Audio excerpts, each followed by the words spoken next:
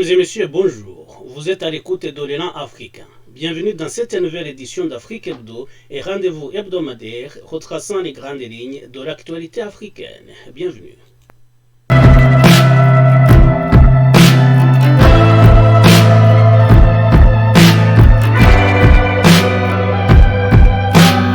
Commençons par l'Afrique du Sud. Alors qu'il accueillait ce jeudi le président namibien Aden Jaingob à Pretoria, le président sud-africain Cyril Ramaphosa a mentionné le sommet des BRICS en août prochain, affirmant qu'il attend la réponse des États membres. Vladimir Poutine, faisant l'objet des mandats d'arrêt de la CPI, la Cour pénale internationale, en relation avec la guerre en Ukraine, la loi internationale voudrait qu'il soit arrêté par les forces de l'ordre sud-africaines à son arrivée.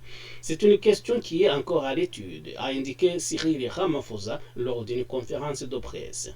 L'Afrique du Sud a des liens étroits avec la Russie, les deux nations faisant partie de l'alliance BRICS, qui comprend également le Brésil, l'Inde et la Chine. La veille, la lauréate ukrainienne du prix Nobel de la paix, Oleksandra Romantsova, avait demandé à l'Afrique du Sud de ne pas laisser le président russe Vladimir Poutine participer au sommet des BRICS, qui se tiendra donc en août prochain à Pretoria.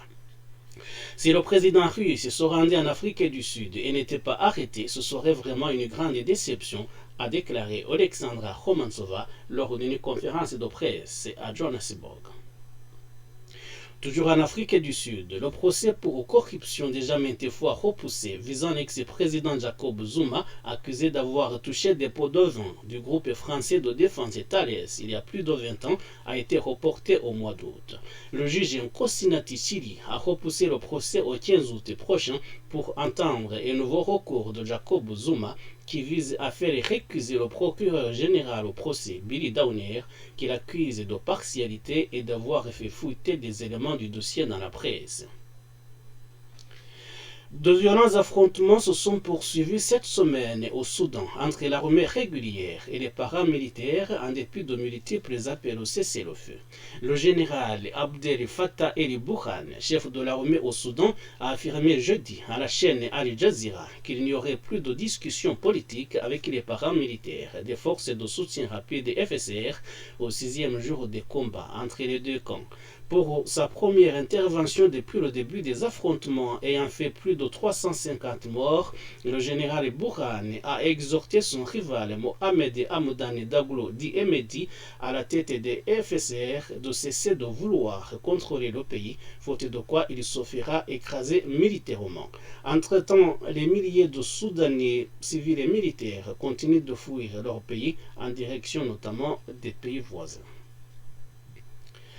Au moins 24 personnes, dont 20 supplétifs civils de l'armée, ont été tués mardi lors de 2 attaques de djihadistes présumés dans le centre-est du Burkina Faso, comme l'ont indiqué les sources gouvernementales.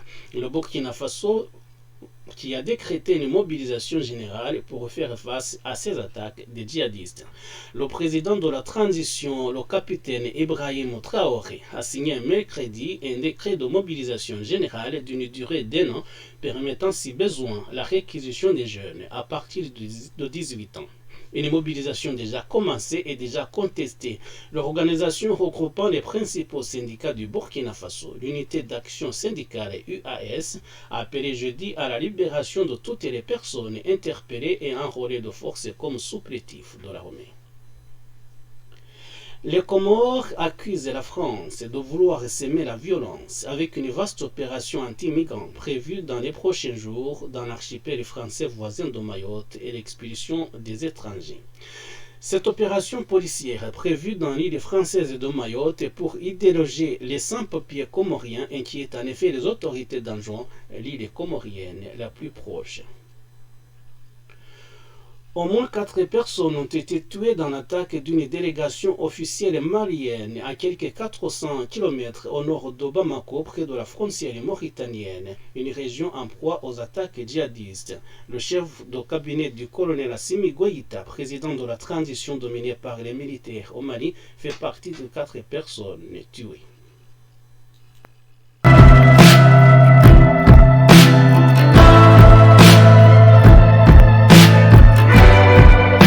Mesdames et messieurs, C'est ici que nous mettons fin à l'édition de ce dimanche 23 avril 2023. Merci de nous avoir suivis et à la semaine prochaine.